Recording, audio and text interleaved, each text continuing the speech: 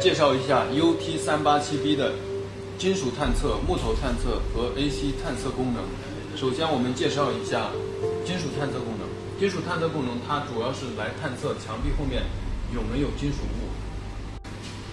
我们开机以后呢，就把 UT387B 贴近墙面，移动 UT387B。当它探测到后面有金属物的信号的时候，它就会报警。同时，进度条它会有指示。离金属物越近的时候，这个进度条呢，它的信号量就越大。然后根据这个信号量，你就可以确定金属物具体的在哪一个位置上面。接下来我们讲一下 UT387B 的一个木头测试功能啊。木头探测功能它主要是探测墙壁后面有没有木桩这样一个功能。具体的怎么用，我给大家演示一下。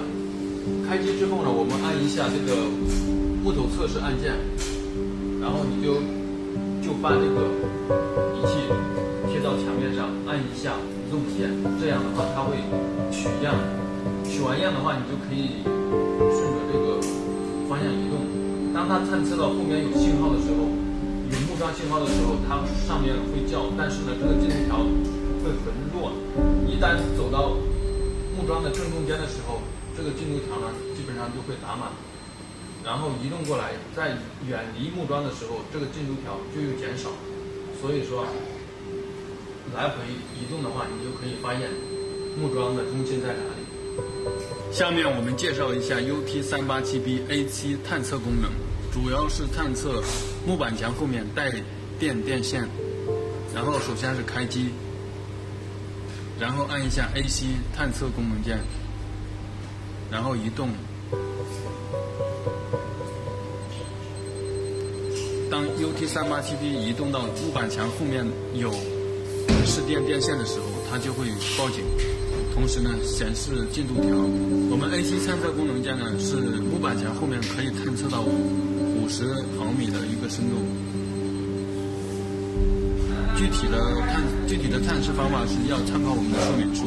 UT387B 探测水泥墙带电线的时候，我们主要是探测到水泥墙上面插座是否带电。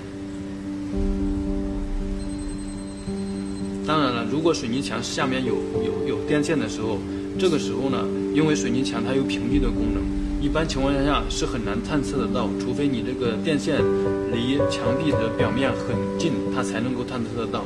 像这种墙的话，它深埋在里面，基本上一般的情况，这个信号是很弱的，基本上是探测不到的，只能探测到这个插座表面的一些信号在这里。